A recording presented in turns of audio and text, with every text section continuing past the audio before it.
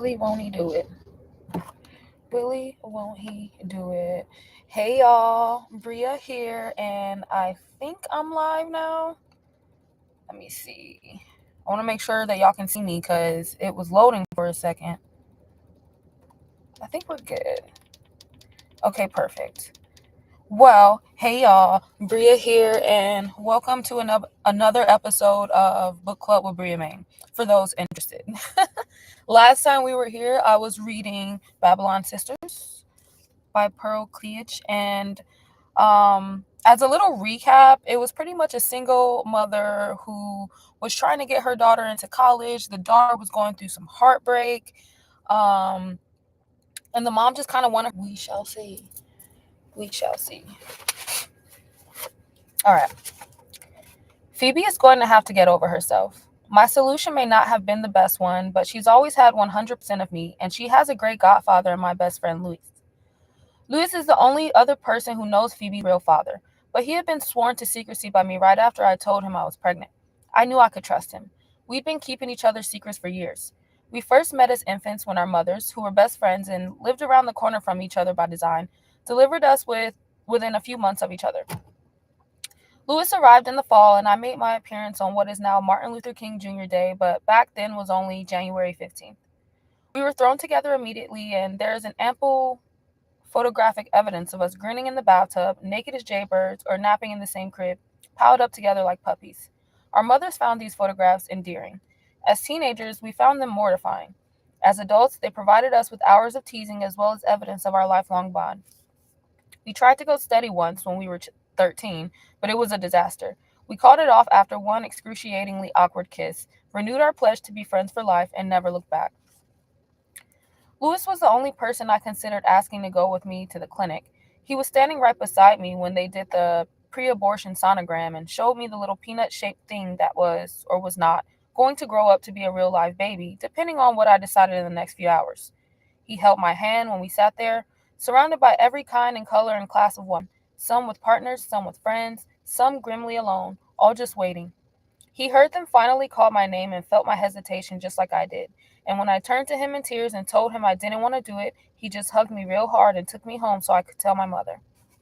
So she's talking about her experience going to an abortion clinic and then with her best friend and then deciding that she didn't want to do it. And that's when she, I guess, decided to keep her baby. But according to the baby father, they had a conversation before where she told him that she was likely going to get an abortion. So I think she chose not to have an abortion.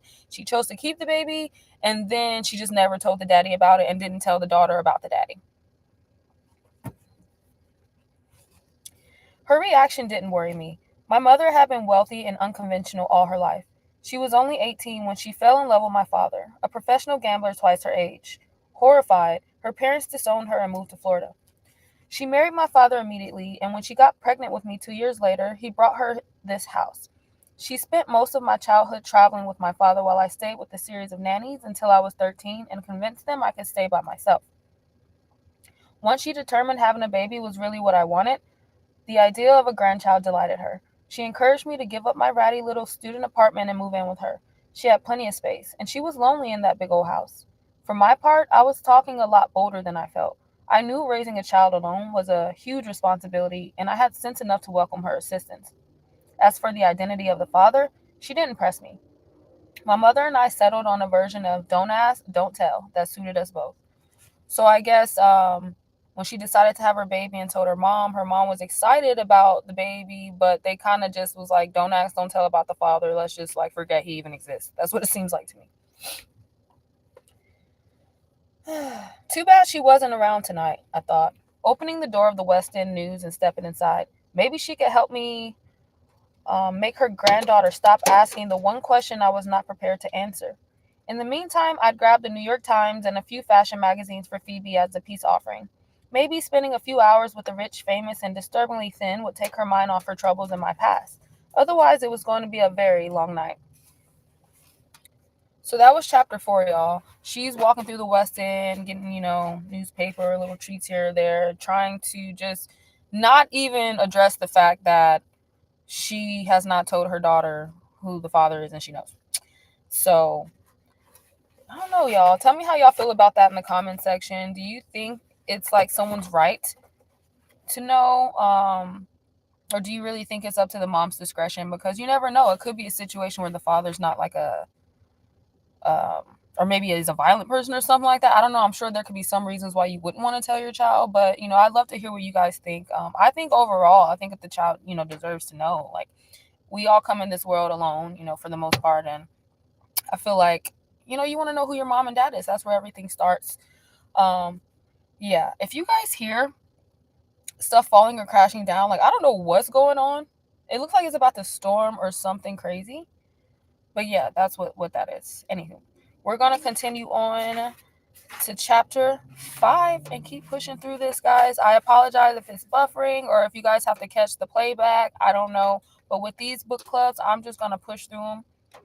But I think the weather may have something to do with my signal because it's looking like almost like tornado weather or something. Like the trees are blowing really hard, stuff's flying everywhere. It's like really dark. The sky is dark. It's raining. Like sporadic rain. I don't know. But we're just going to keep going. I don't know. Okay, wait.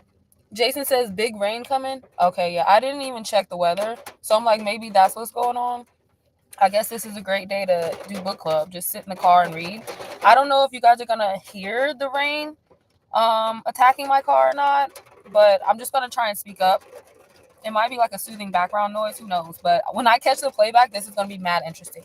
So, Jason, you said you're in Marietta. Yeah, we're close because I'm not very far from you at all. So, oh no, a storm.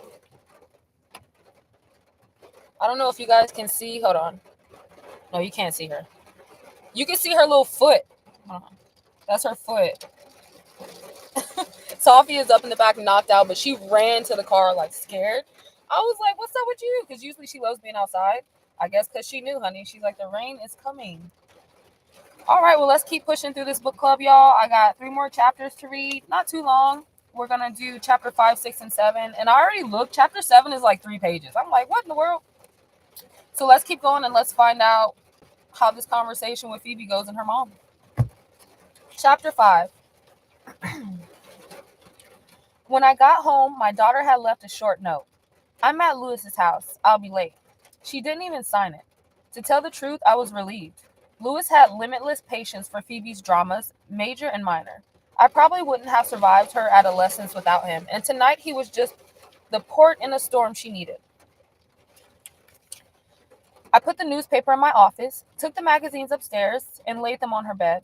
The candle had been extinguished, but the smell of roses were overpowering in the hot stillness. I turned on the ceiling fan, and I opened the window to get some air moving. That's when I spotted Amelia doing laps in her pool. When she works late, she often swims at night. She was moving through the water with barely a ripple, strong and graceful as a creature who was born for the sea. One of the reasons she bought that house 10 years ago was because of the pool. It was full size, completely tiled in shades of blue, green and gray, and on the bottom it boasted a life-size mermaid mosaic that had fascinated me all my life. The mermaid was inexplicably and beautifully brown, and her long black hair flowed out from her head in curling tendrils that wound around the entire floor of the pool. She wore the mysterious smile that seemed to be every self-respecting mermaid's expression of choice, and she was holding a pale pink conch shell up to her ear as if to listen for the ocean's roar or a midnight confession. The story was that many years ago, when West End was the far frontier of what was Atlanta, and beyond which there was only woods, the wealthy white men who built these houses had engaged in a friendly competition. Each one wanted his mansion to feature something that would suitably impress his neighbors with the owner's wealth and status in the world. Of course, it probably never occurred to them that black people would ever live in these homes. If it had, perhaps the original owner of Amelia's house never would have built that pool. It is doubtful that our house's original owner would have one-upped that pool by building a 4-room playhouse in his yard, now my yard, for his daughter, then my daughter, to dress and undress their dolls and invite their friends for tea. So again, she's still referencing the West End and how it used to be owned by white people, but now it's like a black neighborhood. So some of the features in these homes are like, what is this? Like, this is a black home, but like you can obviously tell like some white people lived here before. That's what it sounds like to me. Sorry, I'm shaking the camera. Michael Jordan says, you sound amazing reading. Thank you so much. I appreciate it. I stumble a lot. I'm trying to get better. Like, I feel like I could be like a voice narrator or something, like a Siri type person. It could be Bria-maine or Breeski voice. I'm working on it, y'all. But I think reading out loud helps me with that. All right, where are we at? I don't even know. I'm lost, guys. Hold on, let me find my spot. Amelia and I hadn't had a chance to talk since she came over yesterday to check on Phoebe, so I headed outside to bring her up to date. Our backyards were separated by a low stone wall and a wooden gate that was always open. By the time I walked through it, she had finished her workout and was drying herself with a fluffy white towel. At 42, Amelia looked 10 years younger, and she intended to keep it that way, tall and slender in a sleek black Speedo. She wore her hair in a short natural that didn't interfere with her swimming or her sense of style. She had one son, Jason, who was a freshman at Yale Law School and fully intended to go into practice with his mother once he passed the bar. Her ex-husband, Jason's father, also a lawyer, was an arrogant, overbearing man with whom she shared cordial relations for the sake of her son. She was always urging me to use the pool, but I was usually too busy to take her up on it. Tonight, the water looked so clear and inviting, I almost jumped in with my clothes on. "Hey, you," I said, coming through the gate. "Finished already?" She looked up and laughed. "Hey, yourself. That was 50 laps for your information. How's Phoebe?" "She's certifiably insane, but I think she'll live," I said, kicking off my flip-flops and dangling my feet in the cool water. She wrapped a towel around her waist like a sarong and flopped down on one of the striped canvas deck chairs. The mermaid's hair seemed to be rippling gently.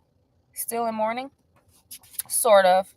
She's decided it's all my fault because she hasn't had a chance to observe her father in order to better understand herself and therefore make better romantic choices." So we're back to the root of the problem between her and her daughter. Amelia rolled her eyes. "Tell her not to worry. I saw my father every day of my life, and men are still a mystery to me." I tried to explain that to her, but she's really pissed. "Don't worry about it," Amelia said, sounding sympathetic. "I remember when Jason first got his little heart broken. Some girl he was crazy about told him she just wanted to be friends because he was too nice. He told me I had ruined his life by not raising him to be a typical male asshole. My description, of course, not his. Did you apologize for being such a bad mother?" I said, laughing. She raised her eyebrows. "Did you?" "Not in this life." "So you know I didn't. I told him I had raised him to be a peaceful presence on this earth and that any girl who couldn't see that was a waste of time. He didn't speak to me for 2 weeks, and then he met a girl who thought he was the cat's pajamas and all was forgiven." The old-fashioned expression made me smile. I remember my mother bestowing that one as a high compliment, too, although why feline nightwear should be considered something wonderful was still beyond me. "So there's hope for me and Phoebe." "Of course there is. Look at Jason. Butter wouldn't melt in his mouth now, but I swear he's responsible for every gray hair I've got." "You haven't got any gray hair." "I owe it all to my stylist," she said. "The reality is a much grimmer picture. Your secret is safe with me." "Speaking of secrets," she said, "can I ask you something?" "Sure." The sky was clear and there was the barest sliver of a new moon. Phoebe used to have a book that showed the stars at different times of year. When she was little, we spent hours on the back porch trying to identify the constellations. "Ask away." "Why don't you just tell her about her father and let her figure out how to deal with it the best she can?" My question. Amelia didn't know his identity, but I had shared the rest of the story with her. I was surprised by her question. "How long do you think it would take for her to track him down?" "So, what if she does? Kids do it all the time." "So, what if he's less than thrilled to discover that he has a 17-year-old daughter?" "What if he's not?" "Not what?" "Not less than thrilled. What if he's delighted to find her after all these years?" Sometimes Amelia annoyed me by playing the devil's advocate. Maybe that was what she was doing now. It was probably an occupational hazard for lawyers, but I always found it counterproductive. Not to mention the fact that the devil was plenty of advocates already on the job. One more is just overkill.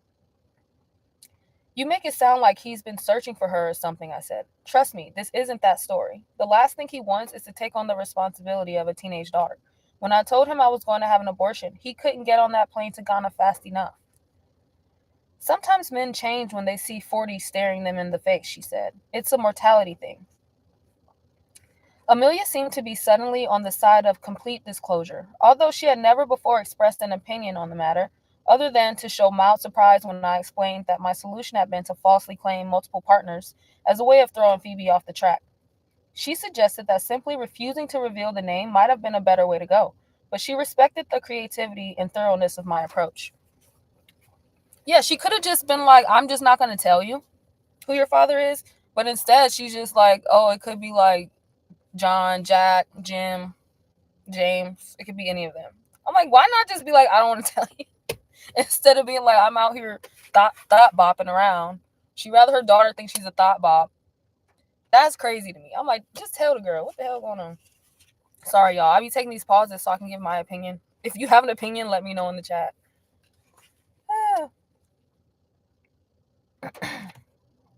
As we sat there, a thought occurred to me. Has Phoebe been lobbying you about this? Amelia grinned at me. I wouldn't describe it as lobbying, but she definitely mentioned it when I saw her yesterday. Well, you can tell her for me it won't work. I sat up and wrapped my arms around my knees. The potential for her to really get her feelings hurt is too great. Why risk it? So it's like the mom's trying to protect her by not telling her because she thinks her feelings are going to get hurt if the father doesn't want to be in her life. Her feelings or yours? I raised my eyebrows and looked at her. Amelia looked back at me. You realize I know this is none of my business, right? I'm the one who brought it up, I said. Go ahead. Phoebe is a very strong young woman. You can't always see it because you're her mother. And to you, she's always going to be your baby girl. Only until she graduates, I said, knowing she was right. Then I'm cutting her little ass loose. Too late, Amelia smiled. They already did that, in the delivery room, remember? A wispy little cloud moved across the moon and disappeared behind the giant pines at the edge of Amelia's yard. She was a good friend trying to pull my coat, and I appreciated it, as always. How could I forget? Then stop worrying. She can handle it. If you tell her or you don't tell her, she's going to be fine. Amelia sat up and looked at me. You're the one I'm worried about. Me? She hesitated. I know this is none of your business, I said to her. So why are you worried about me? Because you're such a terrible liar. What do you mean? I couldn't decide if that was a compliment or criticism. Good liars keep it simple. The fewer details, the better. You, on the other hand, have concocted a big, complicated mess of a story that never sounded very convincing and gets weaker every time you tell it. Do you think she knows I'm lying? I think she's confused. She doesn't know what to think. She's not the only one, I said, kicking my feet in the water to watch the mermaid's tail ripple. Don't beat yourself up too bad, Amelia said. It made perfect sense at the time, right? I nodded. Most of it still does. Then all you have to do is work on that little part that doesn't. We had been friends for a decade because Amelia was honest without being judgmental. She always told me exactly what she thought, as only a lawyer can, but she never required me to agree or make a move based on her point of view. She had no timetable. Once she had her say, she left you to your own devices and moved on to other things, which was what she did now. Hi, Bishop. The book that I'm reading is Babylon Sisters by Cleage, and it's based on a woman and her daughter. They live in Atlanta. I'm going to read through chapter 7, so you may have to catch the playback if you're interested, but I'm going to be reading this book like once a week during my book club, so hopefully you can join in next time too.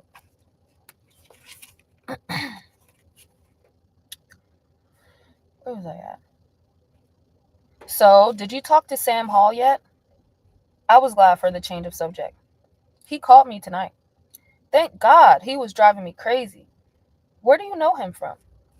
I represented a client in a case that involved Isola Mandeville. She sent him to talk to me. How about that voice? Makes it hard to keep your mind on business, doesn't it? You got that right. But how about her aversion to the word miss? What's that about? I'll ask her. We're having lunch next week. Really? They're probably planning a project he says is right up my alley. You think you could work for her? I've got to go to work for somebody and you won't hire me. I can't afford you. He said I was the answer to their prayers. How about that? Better not get too cocky until you know what they're praying for. So she's talking to her neighbor, good friend, about the job opportunity that she received. We went over this in chapters 1 through 3. Yeah, some guy called her and he's like, "You're perfect for what we need, some project. Come and meet me and I'll tell you all about it." And she's been looking to get a job because she needs more money to send her daughter off to college. So this is like a great opportunity for her. From Amelia's yard, I could see the light come on in my kitchen window, signaling Phoebe's return from her godfather's house around the corner. She was probably rummaging around in the fridge looking for something to eat. 3 days of herb tea and saltines had probably taken their toll. Baby doll needed dinner because Phoebe had been crying and not eating because of her breakup.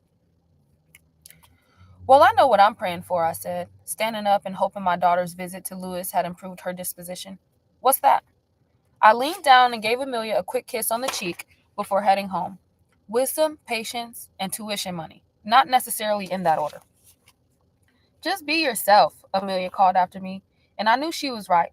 Flawed or fabulous, I'm the only mom she's got. All I have to do is love her and be myself. Everything else is extra. So that was chapter 5, y'all. I'm still wondering, is she going to tell this girl who her father is or not? It's looking like she's going to continue on with this lie. Let's see what happens. But she's going back to talk to her daughter. So let's see how her daughter is acting after cooling down, spending time with her godfather. Chapter 6. When I opened the back door, at first I thought I had gone to the wrong house. The kitchen table was set with 2 places and a vase full of sunflowers I recognized from Lewis's front yard. Phoebe was at the counter cracking eggs in a bowl, and while Sade's Lover's Rock is not exactly upbeat, it was music, and the vibe in the room was definitely not hostile. "What's all this for?" "For you," she shrugged her shoulders and managed a crooked smile. "For us." "It's beautiful," I said, and walked over to hug her and kiss her newly non-tear-stained cheeks. "I was coming in to cook something for you." "I'm making an omelet. Is that enough?" "If you throw some cheese in there, it is," I said, opening the refrigerator and reaching for the block of sharp cheddar I knew was in the cheese drawer. I got the grater and stood next to her at the counter, enjoying the familiarity of the routine. We had been cooking together since she was old enough to handle a whisk, and we knew each other's kitchen rhythms and the way longtime partners in a ballroom dance competition know when to glide and when to dip. At 5'8", Phoebe has a good 3 inches on me, although she'd like to be taller so she could slam dunk a basketball. She doesn't want to actually play the game. She just wants to be able to leap into the air and slam the ball through the net alone and unopposed. When she told me that was one of her reoccurring dreams, I couldn't have been more surprised. I never had any kind of sports dreams. The idea that Phoebe produced her own fantasies, apart from any we might share, was a revelation to me. It seems such a completely separate act, kind of like the first time your kid tells you no and means it. It's a moment of such unequivocal otherness that it sends a shiver down the spine of an overprotective mother such as I know myself to be. "You mean this is not attached to me like my arm?" you think, amazed. "This is not just an extension of me?" "Mom," Phoebe said, keeping her eyes on the eggs starting to foam under her expert strokes. "Yeah?" "I'm sorry." "For what?" I said, still grating. "Wearing that blanket around for 3 days." She poked me in the side with her elbow. "Don't make fun of me." I put down the cheese. "I'm not making fun of you. I'm just glad we're going to have a nice meal together." "That's just what Lewis said." She smiled a little. Not 100%, but a smile. "He did?" She nodded and condensed their conversation into Lewis's gentle suggestions as to how we could make peace. "He said you would probably appreciate having dinner with me tonight, especially if I cooked it." I laughed and hugged her again, being careful not to tip the bowl. "Your godfather is a living saint." "Yes, I know," she said, turning back to the eggs, adding a pinch of salt and a dash of pepper. "He said that too." She poured the eggs into the pan with a buttery little sizzle. I had grated more than enough cheese, so I popped in 2 pieces of whole wheat bread for toast and watched her tender omelet with the practiced eye of a cook who's comfortable in the kitchen. Either the storm had passed, or we were dancing around in the eye of it. At this point, I really didn't care. I was just happy to have her back. When people say tough love, they're usually talking about the kid, but I think it's harder on the mother. It's infinitely easier to defy authority than to be authority. When we sat down, Sade was still crooning about how somebody had already broken her heart, but across the table from me, Phoebe was serving up a perfect omelet as her peace offering in the same way I had offered up those fashion magazines. We still knew each other better than anyone else did, and maybe the thing we didn't know just weren't worth knowing. To us, I said, raising my orange juice in the toast. To us, Phoebe said, and we clinked our glasses and agreed to disagree on who owed who what explanation of things that cannot always be explained.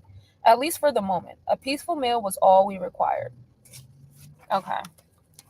So it seems like they're like, okay, let's just not talk about it. Let's just try to get along with each other and enjoy a meal together. It's been days of Phoebe, crying, being depressed over the breakup with her boyfriend. So they're like, let's just move on. That's what it seems like to me.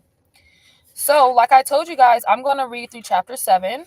And interestingly enough, chapter 7 is 2 pages. It's not even a full 2 pages. So, we're just about done with this book club. I'm going to knock this out, and then you guys let me know in the comment section if you're interested in this story, because I'm going to continue reading this until the end, honey. I'm just really interested in the fact that it's a story about women in Atlanta, because I am a woman in Atlanta. So let's go. Chapter 7, Babylon Sisters. Sunday passed too fast. Phoebe packed up, cleaned up, and chose a pair of low-slung jeans, a tiny little top, and a brand new bright pink jacket to return to campus looking rested, gorgeous, and unconcerned, no matter what story was making the rounds. I spent the day poking my head in to offer suggestions and answering emails to get a jump on Monday morning. There was no way to prepare for the meeting with Sam Hall and Miss Mandeville. They had sent for me. All I had to do was show up and let them make me an offer. Phoebe and I shared a dinner of lemon roast chicken, a tossed salad, and fresh strawberries with Louis. Then we all went over to Amelia's for a goodbye toast of sparkling apple juice and headed for the airport. It was sunset. The sky over the freeway was as beautiful as a beach postcard, and suddenly I started feeling sentimental. The summer has spoiled me. I wasn't going to see my baby again until Thanksgiving, and that was 3 months from now. Who knew what adventures baby doll would have between now and then, or how much time she'd have to share them? Mom? Yeah? I'm going to miss you. I'm going to miss you too, I said. You're going to have a great year. I can feel it. You know I'd never do anything to hurt you, don't you, Mom? Of course I do, I said, watching a big Delta jumbo jet coming in for a landing above our heads as we neared the airport. What made you say that? Nothing, she said. I don't know. Nothing. Interesting answer, but the passenger drop-off lanes at Atlanta's Hartsfield-Jackson Airport are no place to pursue such complicated questions, so I didn't try. A big SUV swung out and I swooped in behind it and pulled up next to the curb. Phoebe was gathering her things. You okay? She leaned over and kissed me goodbye, waving at the skycap nearby for assistance. I'm fine. I'll call you when I get there. You better. I love you. Love you too. And she was gone. Checking her bags, stamping her ticket, boarding the airplane, ready to confront her demons, romantic and otherwise, and handling her business the way a third-generation free woman is supposed to do. My baby is growing up. Now, all I had to do was figure out how to pay for the next 4 years, and she was on her own. If I do my job right, she'll be ready, and so will I. That was chapter 7, y'all. I'm enjoying this read. I really am. To sum it up, it seems like the daughter Phoebe, who's in college, has a really good support system. She has a very supportive single mom. She has a father that her mom doesn't want to tell her about, but she also has a neighbor who's like best friends with the mom, and then she has her godfather Louis, who's also very close with the mom since childhood. And she's off to college. She just has to get over this heartbreak from her boyfriend leaving her. But I have a feeling that she's gonna go try and find her dad. I think that's probably why she asked her mom. She was like, I would never do anything to hurt you, right? It's like, that's kind of a weird thing to say to somebody. that's a little weird. So I have a feeling as we continue reading, we're going to see Phoebe reaching out, trying to find her father, and how her mom deals with that, as well as what she has to go through as a mother to afford to send her daughter to school for the next 4 years. So yeah, thank you guys for joining me on this book club. I'm going to be doing this once a week, if not more. Who knows? And let me know in the comments what you guys think. If you catch the playback or if you were able to catch this live stream, what do you think about chapters 4 through 7? Are you interested in this type of story, this type of book? Is this something you would read? Or do you have a recommendation for something that you would like me to read? yeah, and we'll go from there. We'll chat it up in the comment section. If you want to join my Discord, the link is in the description. We can chat there as well. And until the next time, guys, make sure you hit the like button, subscribe, and hit that notification bell. I'm out. Peace. Bye.